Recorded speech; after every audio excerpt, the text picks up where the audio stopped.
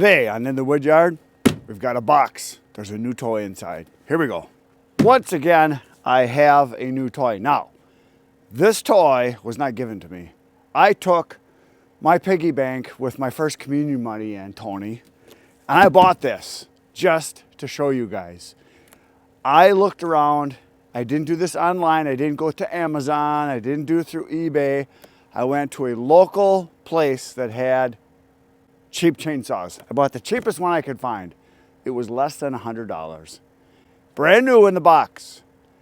I have no idea if it's going to be any good or not. But I just thought I could do a video because people ask me, well, I can't afford, to buy a brand new steel 10,000 Mark 23 chainsaw. I can't buy a Husqvarna Mark 29, expensive chainsaw. All I've got is a few dollars. So I thought, well, let's see. Let's see what a cheap new chainsaw would do, if it's better than buying a used one. So I bought the cheapest one I could find. I think it was $99. So it is a Black & Decker. So I haven't taken it out of the box yet. I just cut it open. Let's look inside and see what's here. So here it is. It is a Black & Decker. Now on the box here, it says it is a gas chainsaw, not a electric one. It is a 2-cycle, 14-inch handheld chainsaw. It is a 42cc saw. So not real small, but not very big either. Okay, let's look and see. Ooh. There is a manual and a scrunch of some sort. What is this? Oh, synthetic engine oil. So for mixing, 40-to-1 ratio, look at that. Did not know that was in there. Some cardboard we don't need. Right here, step 1, step 2, step 3. I can handle that. Okay, let's take it out of the box. It is a Black & Decker orange and black chainsaw. I wonder why it's orange and black. What are they trying to be like?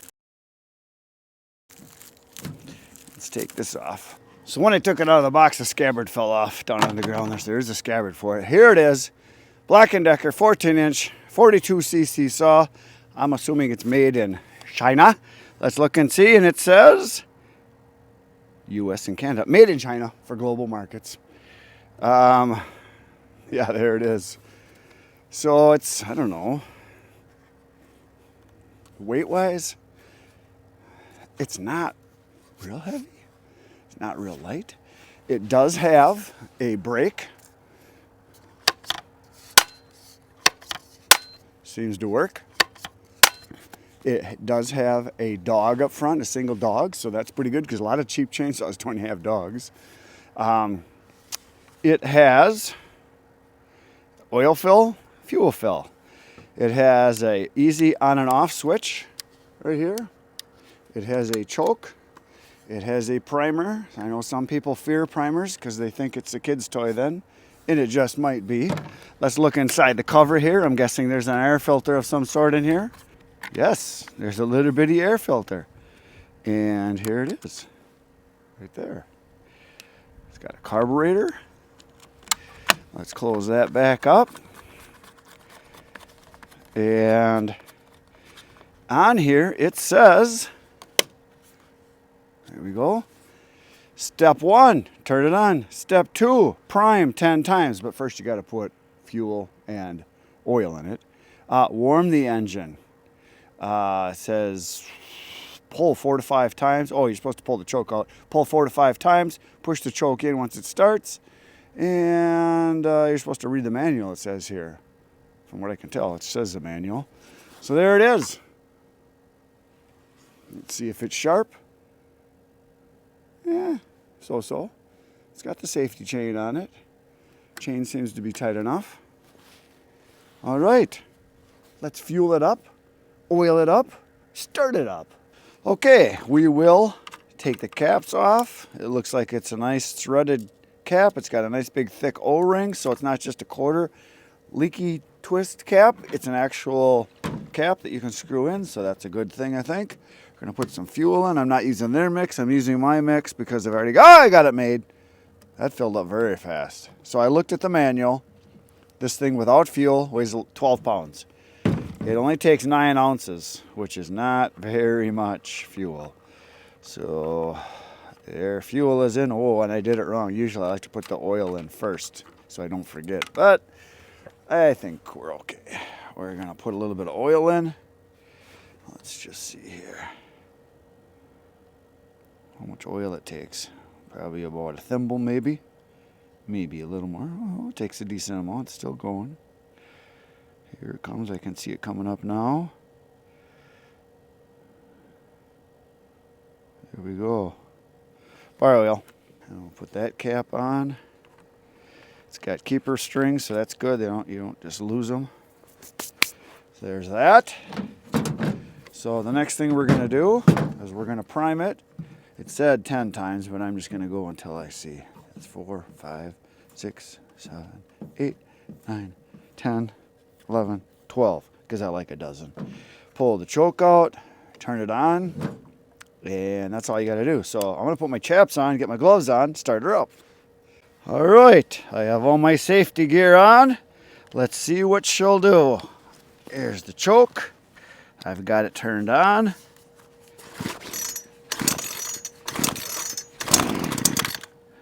Well,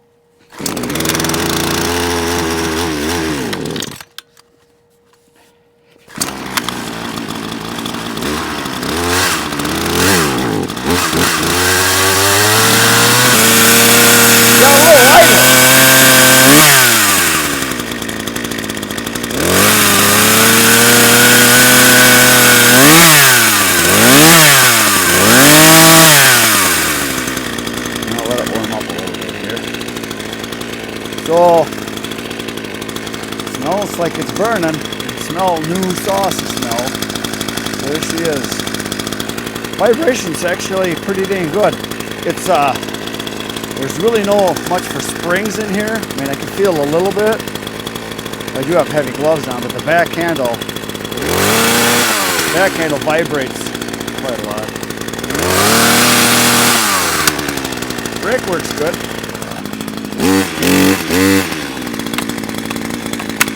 The brakes keep staying. There we go. This brake catch right here seems to, there it's engaged. There you go, now we're good. So for some reason it was cold, it bound up right here, but now I got it working.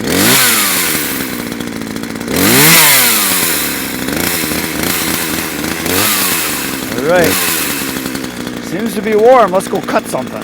Alright, so we're going to give a little wee saw an easy job. I got some spruce right here. I'm going to see how she cuts. Yep. The brake is working now.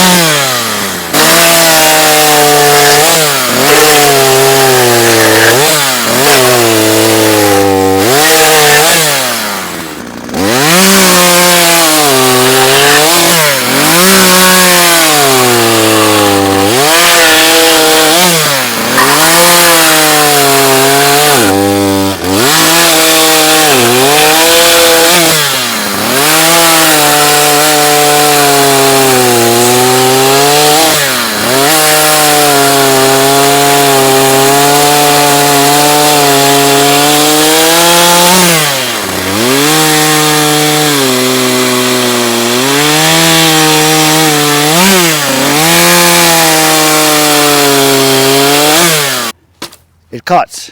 Now, that was softwood. That was a piece of spruce. Let's go try some hard stuff. What we've got here is a piece of dry red oak. Let's see what she'll do. Let's see if I can get her started again here.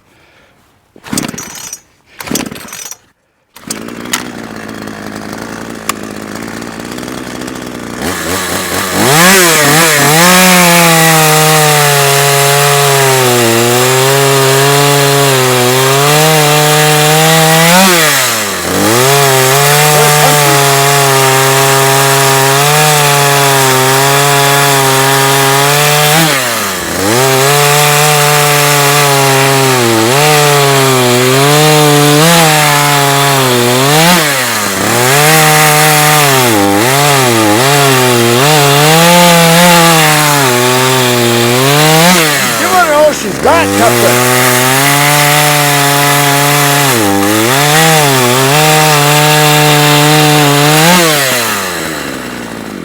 All right, so twice what's happened is it's real easy to bump this toggle.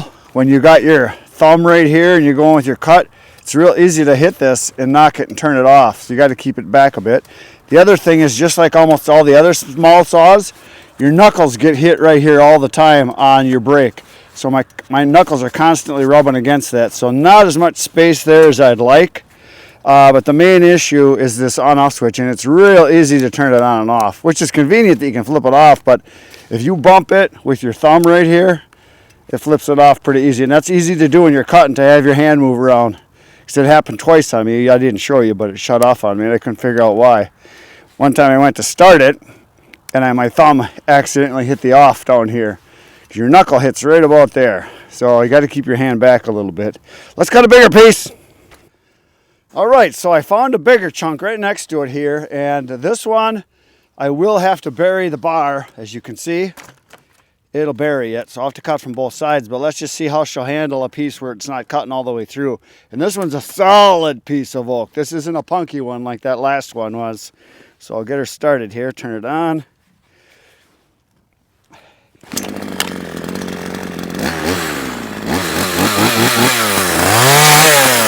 Alright, let's see what happens.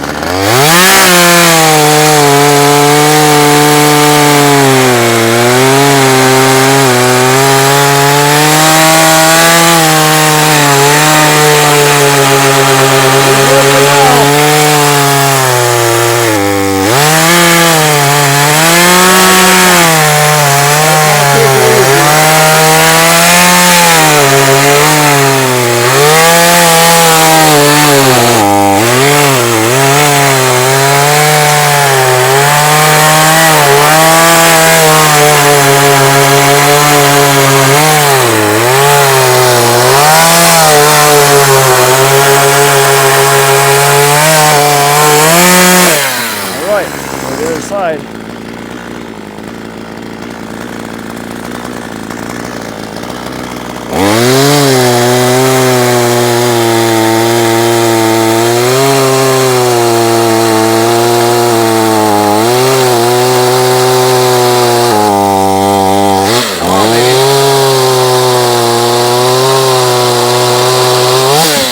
Great success! She cuts! What a cute little fella.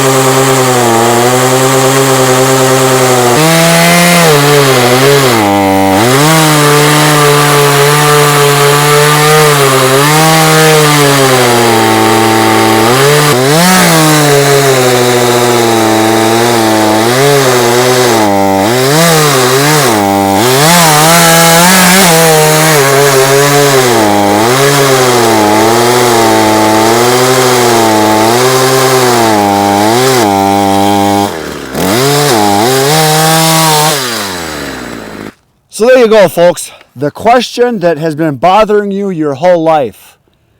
Will a little bitty weeny teeny weeny baby chainsaw cut wood? Yes, it will. And it actually did pretty good. For $100, I'm actually kind of impressed. So for the average guy or girl that needs to trim a few trees in their yard a few times a year, this is all you would need. It would work. Yes, there's other saws that are better. Yes, there's probably other saws that'll last longer. Yes, there's probably other saws out there that you could have better resale value on if that's what you're looking for. But if you're looking for a saw that's basically maybe disposable, or if you want a saw that you're going to cut maybe a third of a cord or a face cord or a rick or rink or roll, whatever you like to call it, to burn in your fire pit, this is probably all you'd need. I think that you probably could cut maybe a full cord or two a year, and this probably lasts you a few years before it died. I don't know. We are going to be doing some other tests with this. We may even test it to its limits.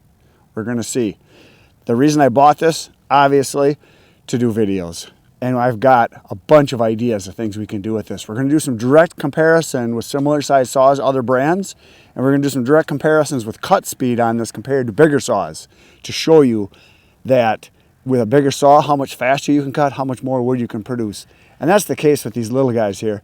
It's not something that you're going to try to do a lot of production with, but for a starting point, it cut. And for your first saw, I would recommend getting a very small, cheap saw. Because you're probably, if you're a beginner, you're probably not able to handle a big saw, probably don't have the budget for a big saw, probably don't need to cut that much wood if you're just starting out, but with a little saw, you're going to learn how to handle it. Of course, I recommend wearing helmet, ear protection, eye protection. I've got chaps, I've got my ruby slippers, my cutting boots on, my hikes, chainsaw boots. That's the one thing that I think a lot of people that are cutting for the first time or people that have never run chainsaws, they don't realize the likelihood that they're going to get hurt is extremely high, especially with the first time they run a saw, if they're not taught or trained and if they don't wear safety gear. It's very important. So there you go, folks. She cuts. So we're going to be doing some more videos of this in the future, so stick around. Tomorrow morning at 5:30 a.m., you're going to come back and watch another video. But right now, I know you got nothing better to do, so you might as well go watch all the other videos on my channel. There's over 1,300 waiting for you right now. Good night, Irene.